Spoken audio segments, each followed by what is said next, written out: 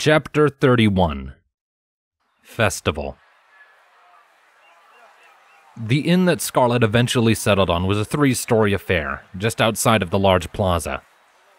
Lively music played inside, and the rowdy cheers of creatures enjoying their drinks and whatever festivities were allowed inside were only slightly muffled by the diamond-patterned glass windows.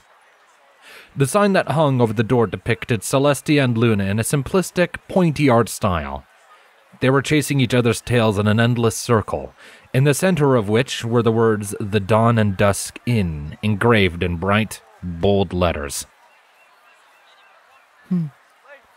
This will do, I think, Scarlet said with a satisfied nod before guiding Primrose up the steps and pushing the door open. She was immediately hit by a solid wall made up of the smell of cooking meat, and her ears flattened back on instinct. She had half a mind to turn tail and run the other way. And then she spotted the reason behind the scent, and one reason to flee was swapped with quite another. Griffins. A lot of them. The heart of the room was home to a dense collection of circular wooden tables, and at almost all of them, griffins were seated and chowing down on cooked meat and guzzling alcoholic beverages from large steins. What few ponies there were in the room chose to keep to the tables near the edges of the room, casting anxious glances or glares at the assembled flock every so often.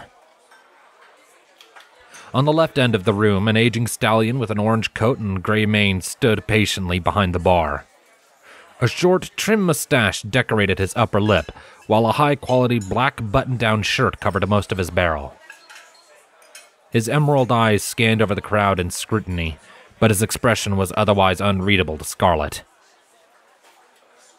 "That's a lot of griffins," Primrose noted in a whisper, shrinking back slightly. "They aren't going to attack us like the last ones, are they?" Of course not, Scarlet said in reassurance. She cast her gaze over the collection again, taking note of some more specific details, now that her initial shock had worn off. Nearly all of them were garbed in some manner of armor, and some even still had their weapons on their persons. Swords, axes, maces, even a crossbow here and there. The distinct lack of unity or recognizable symbols between them made it clear that they weren't part of either the Talonreach or Freewind military. Scarlet quietly ushered Primrose around the cantankerous griffins, heading straight for the bar. They're probably just mercenaries. If we don't bother them, they won't bother us. Primrose hummed quietly, but did not speak further on the subject. The bartender nodded as Scarlet as she approached, his face lighting up with a small smile. Good afternoon, ma'am. What can I get for you?" he asked in a gravelly yet cheerful voice. Scarlet returned his smile. Good afternoon. Just a room for 2 if you have one, she said plainly. The stallion nodded. Right, I can do that. Primrose frowned and glanced up at Scarlet in confusion. "Room for 2? But there's 3 of us." Scarlet leaned down to offer her a quick nuzzle. That's because you're sleeping in my bed with me, she said simply, opting not to openly mention the reason, letting the stranger in front of them know that she planned on guarding Primrose with her body as they slept that night would probably raise a few questions that she did not feel any pressing need to answer. As that exchange had taken place, the stallion had bent down under the counter. He came back up a moment later with a clipboard and a quill in his mouth. He set them down before her before clearing his throat and speaking. Right, so, the names of your party, please? I'm Sapphire, Scarlet gestured to herself.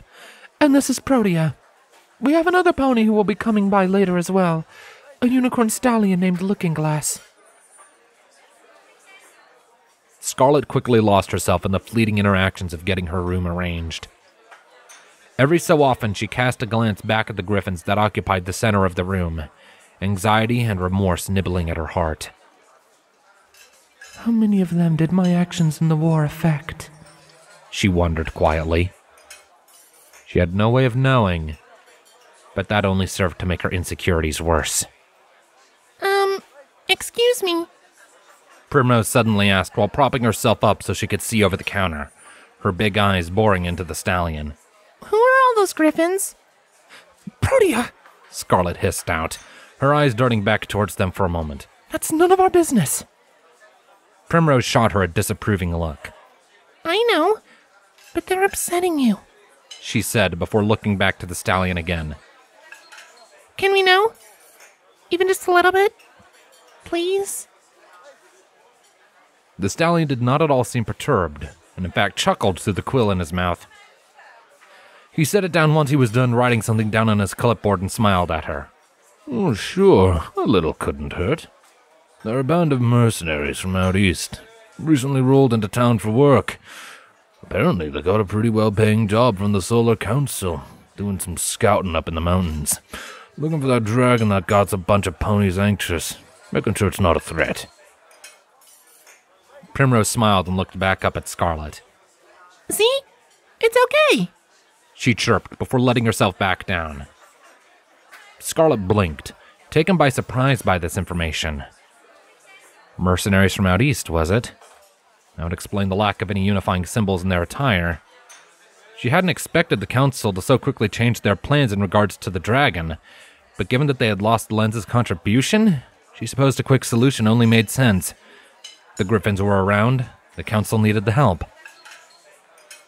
She was only drawn out of her thoughts when the stallion cleared his throat, and she turned to see him smiling at her with a key resting in his hoof. All right, ma'am. Here's the key to the room. It's upstairs, fourth door on the left. Scarlet nodded, politely taking the key in her magic. Thank you. Have a nice day, she said before swiftly ushering Primrose away from the counter and for the staircase that ran up the wall by the entrance. She cast a few more furtive glances at the griffins as they went, only relaxing when they finally fell out of view.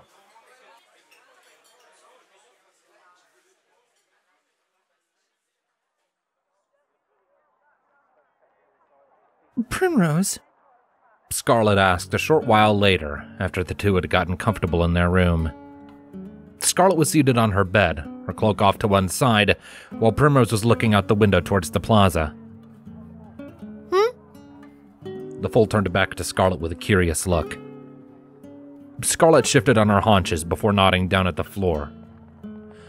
When you asked the barkeep about the griffins, you told me they were upsetting me. She recounted with her brow furrowing. How did you know that? Primrose was quiet for a second. She shrugged and slowly made her way up to the side of the bed. You were keeping us far away from them, and after everything you told me about the war, I just assumed. She confessed before hopping up onto the bed herself. Scarlet raised an eyebrow. Is that so? She asked, genuinely surprised and impressed. While it was true that she had not made her overall feelings towards the griffins a secret, she had not expected it to be quite so transparent, especially to a child. She smiled after a moment and ruffled Prim's long mane. You're a smart fool, aren't you? Primrose beamed up at her, exposing her teeth in a wide grin. I have to be, she said cheerfully before plunking down under her haunches and leaning into Scarlet's side. If I wasn't, I'd probably be dead by now. Scarlet's smile became strained, but she was quick to recover. She draped a foreleg over Prim's shoulders and pulled her close. I suppose that is correct, she agreed. Primrose hummed, pleased by the close proximity and physical affections. After a moment, she leaned back and nodded towards the door. So, when are we heading for the fair? She asked in anticipation. Scarlet rolled her eyes at the foal's excitement before using her magic to pull her cloak back on. I suppose we might as well get to it, huh? Otherwise you'll never let it go, will you? She asked, although she already knew the answer. Nope. Scarlet laughed and rose to her hooves. Oh, very well. Come then, let's see what waits for us out there in the crowd, she declared with an edge of flamboyance. She lifted a now giggling Primrose onto her back with her magic, before stepping out of the door and into the hallway beyond.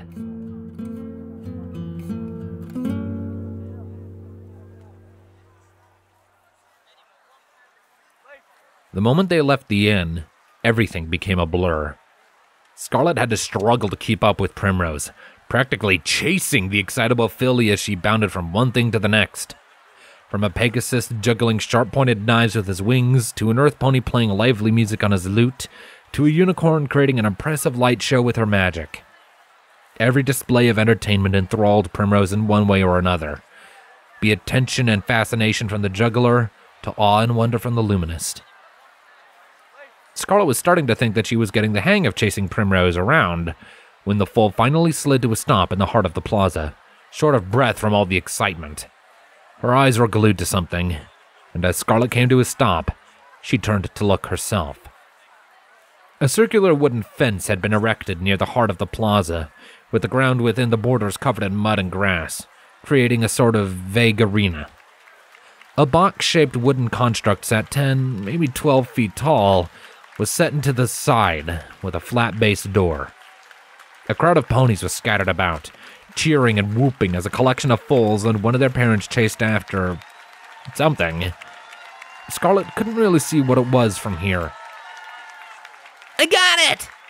A colt's voice cried out in elation alongside the cheers of the crowd. Scarlet watched with wide eyes as suddenly a two-headed canine creature, perhaps 10 feet tall, reared up on its hind legs with a series of barks. Its fur was light brown with white patches along its belly and one of its heads. One of said heads was that of a corgi, while the other was that of a shih tzu. Clinging to the fur on the shih tzu head was the colt who had spoken, a red Pegasus with his wings buzzing in elation. A yellow earth pony stallion with a lanky build caught Scarlet's eye from a raised platform that was on the outer edge of the fence, an ecstatic grin on his face. He blew into a whistle. "And the red team wins!" he called out, eliciting yet more cheers from the crowd while those who had been running around inside the fence began to make their way out through a gate that an attendant had opened up.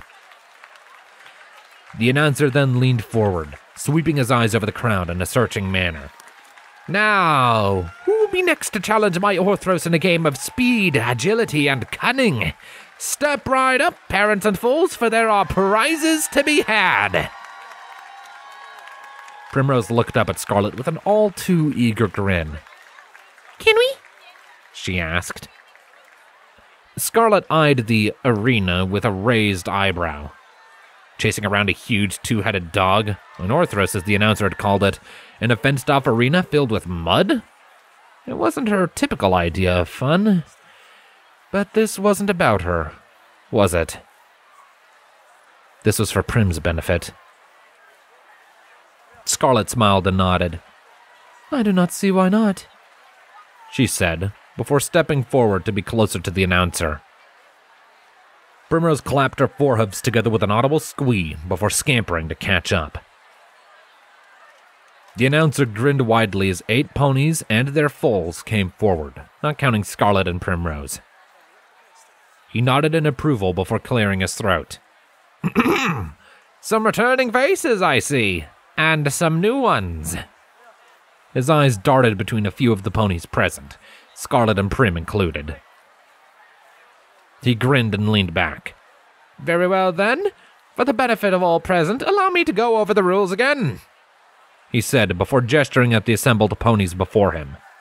"In this game, 1 parent and 1 child shall step into the ring with the intention of catching my Orthros. He's a fast bugger, let me tell you, so you must be swift, decisive, and you must work as a team. There is no flying for Pegasi and no magic for unicorns. This is a contest of strength and ingenuity, after all." He gestured over to the Orthros, which was currently chowing down on a large bowl of what looked to be jumbo-scale dog food.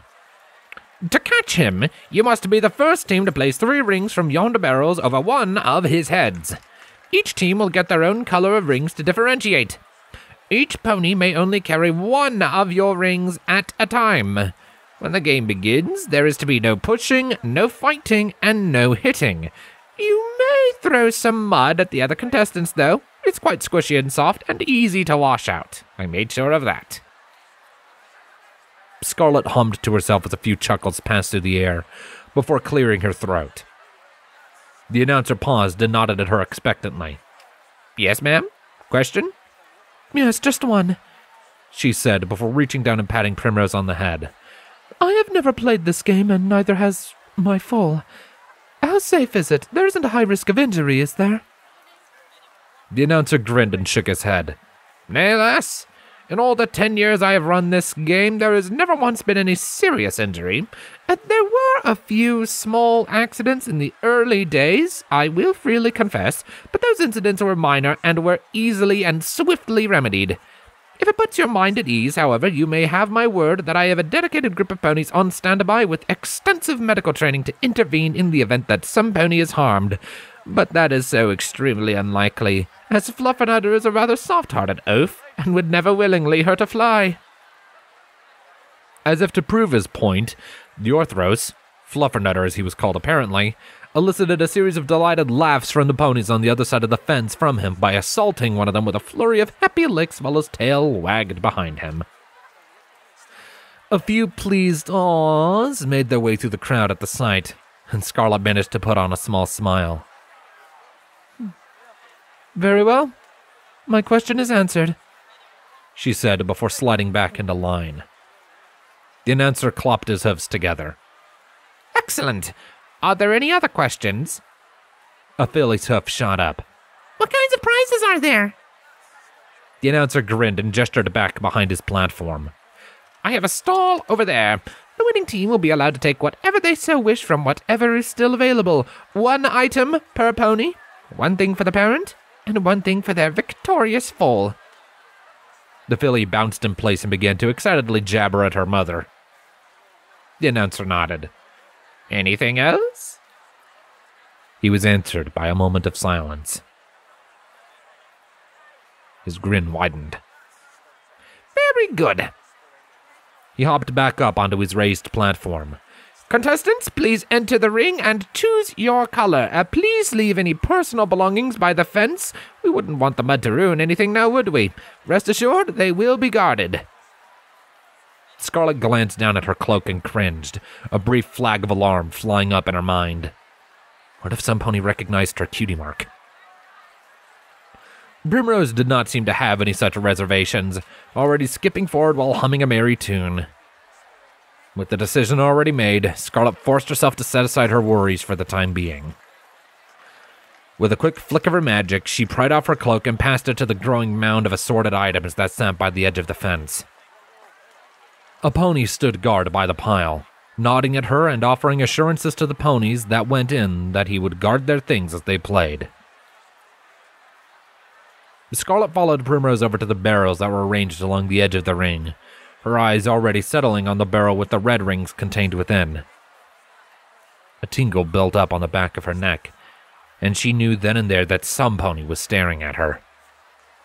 She glanced over her shoulder and caught sight of a few ponies in the crowd eyeing the musculature of her body and, more specifically, the small collection of scars she had accumulated over the years. She narrowed her eyes at them in a manner that said, "Mind your own business," and they were quick to avert their eyes and look at anything else. So, we are ready? Primrose asked while taking one of the rings out of the barrel and looking it over.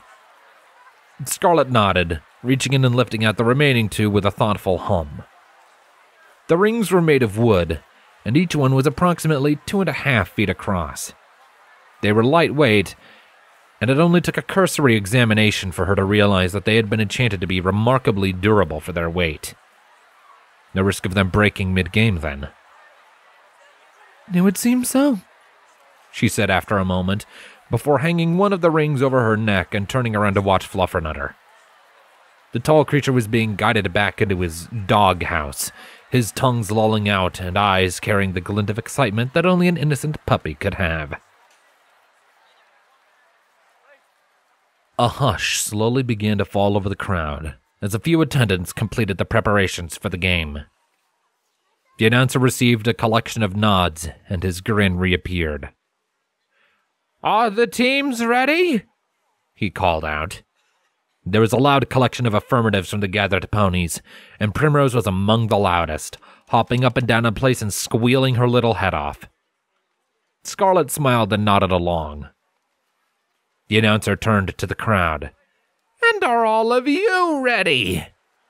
A blast of cheers came from the audience, almost deafening. The announcer faced the ring, raising a hoof into the air.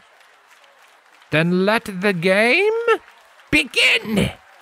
He slammed his hoof down onto the platform with an echoing thunk. The door to the doghouse flew open, and Fluffernutter came bounding out. The entire arena exploded into chaos. Scarlet watched with wide eyes as all of the teams set off at a full sprint, all of them chasing after the Orthros, who was already going into a series of energetic laps around the edge of the fence, his paws kicking up sprays of mud and muck that splashed those foolish few who stood too close. Primrose grinned. Let's go!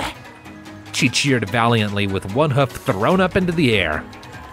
She then broke into a mad sprint, joining the chaos. Scarlet shook her head with a bemused sigh before taking off after her. She focused on Fluffernutter, trying to predict where he was going to go next. He was currently near one of the fences, with his chest low to the ground and his tail wagging enthusiastically in the air. His tongues were lolled out, and he kept hopping back and forth as the foals tried and failed to corner him. Scarlet caught sight of Primrose, who was by now on Fluffer's far side. The two made eye contact and nodded before both of them sprang into motion. Scarlet circled wide around the mass of foals, passing by a parent on the way, and closed in on Fluffernutter's right flank. Primrose mirrored the motion, coming in for his left. The ears on Fluffernutter's Shih Tzu head perked up, and he turned to look at Scarlet just as she shot past the foals. Moving quickly, Scarlet dug her hooves into the mud and angled her head down, allowing the momentum to move the ring forward and over her head. She reached out with a hoof as it went flying, catching it and then throwing it with more accuracy at one of Fluffernutter's heads. The giant dog was faster than she had been expecting, and ducked under the toss, allowing the ring to go harmlessly flying over his head. "Shit!" Scarlet swore under her breath, before moving to chase after her ring. As she did, Fluffernutter bounded over her and the foals, landing in the middle of the arena and kicking up a veritable tidal wave of mud. A few globs splattered against Scarlet's side, making her stumble a few paces. She shook herself and scooped up her ring just as Primrose slid to a stop in front of her. This thing's fast! Primrose said, her eyes wide and frenzied. Come on! She didn't give Scarlet a chance to respond before she was off again. Scarlet rolled her eyes and chased after her, focusing on her target. Primrose ultimately was not wrong. Fluffernutter was big, fast, and had the advantage of having two sets of eyes, ears, and noses. He was incredibly aware of his surroundings, and that made successfully sneaking up on him practically impossible. If they wanted to win this, they would need a plan. Scarlet smirked. Luckily for them, she had fought in a war. She knew a thing or two about planning.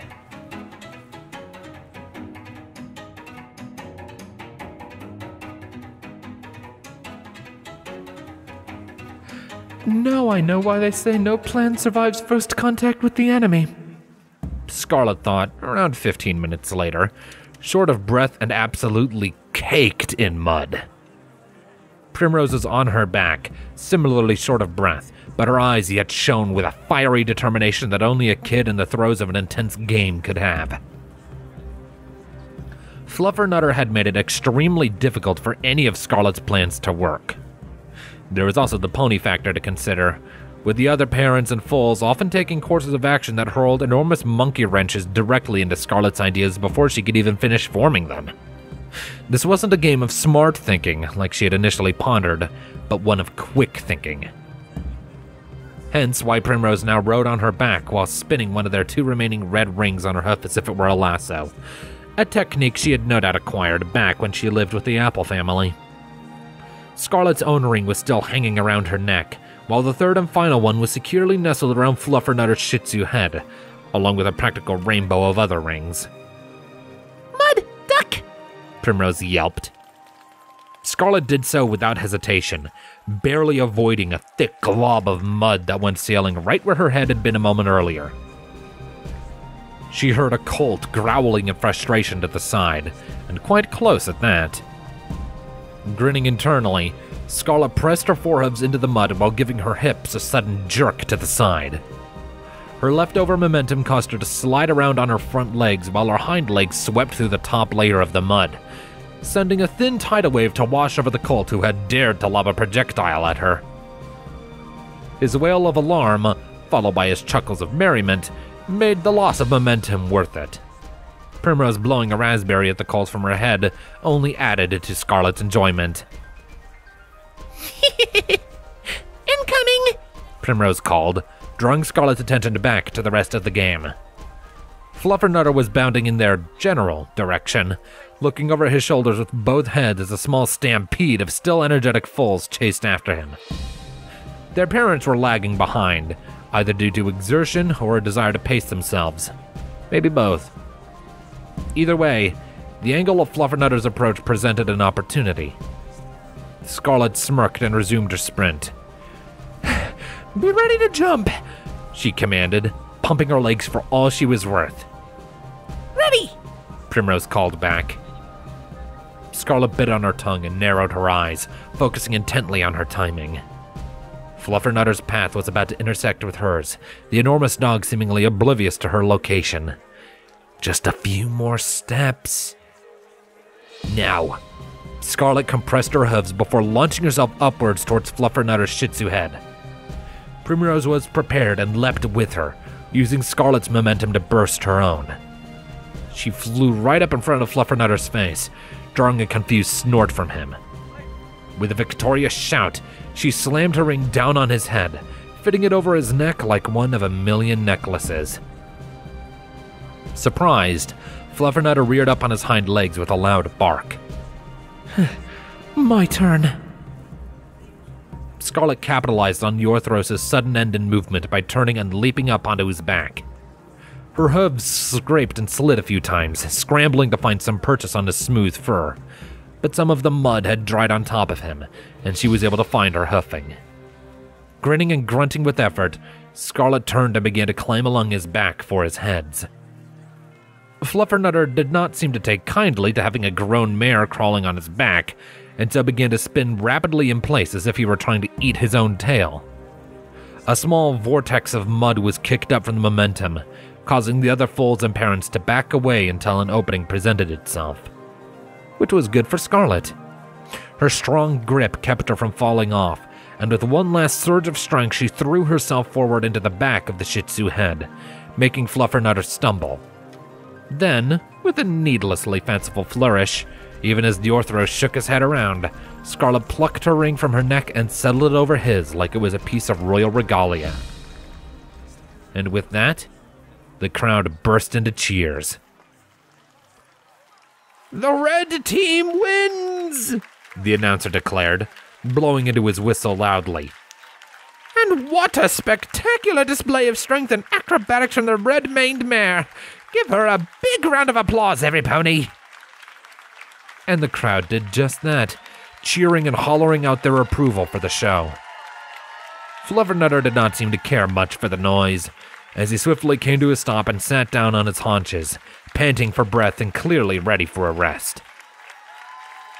The sudden drop caused Scarlet to lose her balance, and she fell lazily into the mud below with an undignified splat. You did it! Primrose called out as she slid to a stop by Scarlet's side, planting her hooves on the mare's chest with an enormous grin. Holy cow! That was amazing! Scarlet laughed quietly before reaching up and poking Primrose on the nose, adding a new layer of mud to her snout. Yes, well, so are you, she complimented between breaths. Primrose's eyes crossed to stare at the mud on her muzzle before she pouted indignantly. She was quick to recover, getting a mischievous glint in her eyes that made Scarlet immediately regret her recent life decisions. In one swift motion, Primrose dunked her hooves into the mud, lifted up a sizable glob of the stuff, and then dropped it onto Scarlet's chest. A few laughs rolled over the crowd at her expense, and Scarlet's expression flattened. You do realize the dirtier you make me, the longer we'll have to bathe before we can come back to the fair, right? She asked pointedly. Primrose froze for a second before her muzzle scrunched up again. That's not fair. Oh, yes. Scarlet rolled her eyes. Because you know all about fair, don't you? Making cute faces at me like that.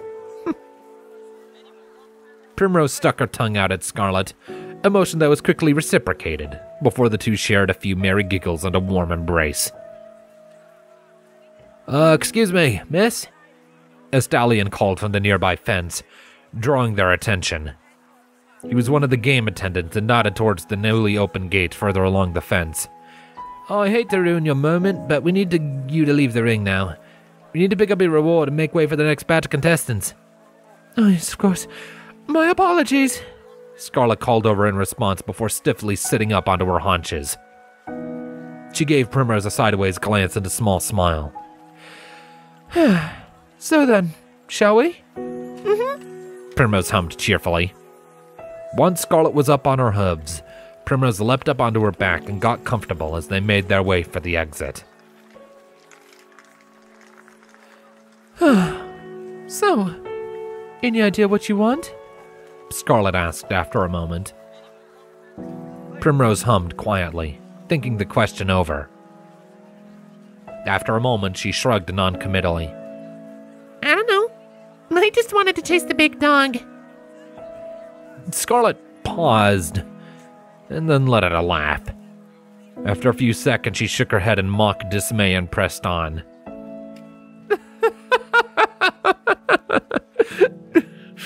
Of course you did.